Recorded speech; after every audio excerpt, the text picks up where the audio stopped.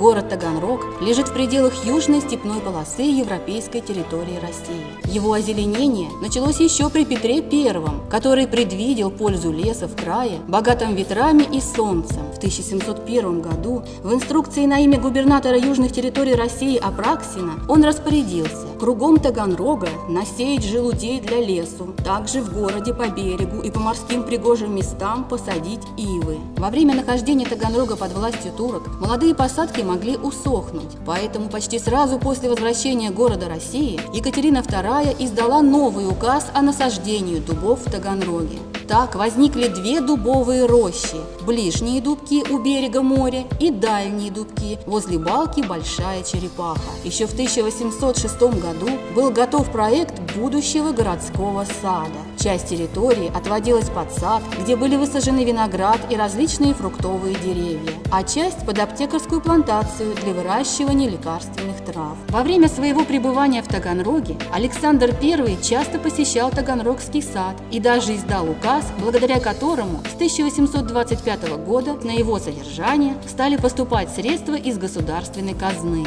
Парковые насаждения доходили до самого моря, смыкаясь с рощей ближние дубки. К 1860 году в роще росло около 10 тысяч различных деревьев. При разделе таганрогских земель бывший тогда комендант крепости Касперов большую ее часть включил в свои владения. После смерти супругов Касперовых наследники предъявили права на землю, занятую ближними дубками, отсудили ее и без всякого сожаления вырубили рощу. В 1867 году состоялась передача городского сада в театральную дирекцию. Главной отныне становилась развлекательная направленность. С этого времени на его территории разводили только декоративные растения, а к началу XX века растительность почти полностью обновили. В 1934 году сад переименовали в парк имени Горького, который и сегодня остается любимым местом отдыха и развлечения таганрожцев и гостей города. Главную ценность парка всегда составляли редкие представители флоры. Так два дерева – дуб черешчатый и гинго белоба двулопастный в возрасте около 190 лет признаны памятниками природы. В парке также есть множество других редких растений. В дальних дубках к началу XX века насчитывалось более 1500 дубов, а также множество других деревьев и кустарников. В 1904 году была произведена подсадка дубков и устроен дубовый питомник. На уход за растениями из казны выделялись денежные средства. Александр Чехов в своих записках писал: «Дубки были окружены полями и представляли собою темно-зеленый оазис среди волнующегося моря хлебов». Во время Великой Отечественной войны роща была почти полностью уничтожена. Но в послевоенные годы началось ее возрождение. Были высажены дубовые саженцы на площади 30 гектаров. Роще Дубки придан статус государственного памятника природы городского значения с режимом заказника. В роще произрастают деревья различных пород, средний возраст которых составляет около 60 лет. Единственные два дуба, сохранившиеся в период Великой Отечественной войны, сегодня имеют возраст около 200 лет. Старшие из них высотой примерно 30 метров, а младшие 25. Несмотря на статус охраняемый, сначала рощу потеснили дома новостроек, а позже и хаотичная застройка коммерческой недвижимости. В настоящее время площадь, занимаемая рощей, уменьшилась в 10 раз.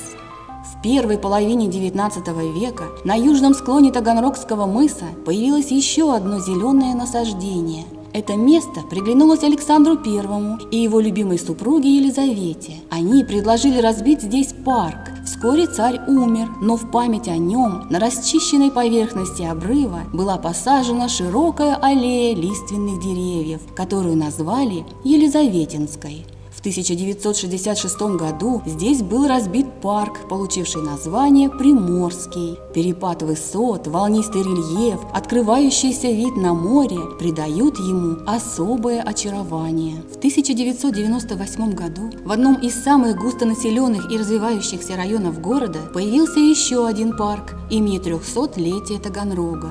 Его первоначальная площадь равнялась 26 гектарам. Различные общественные организации города принимали участие в посадке там молодых деревьев. Но вскоре часть территории парка была застроена коттеджным поселком и рестораном, после чего она уменьшилась более чем в 2 раза.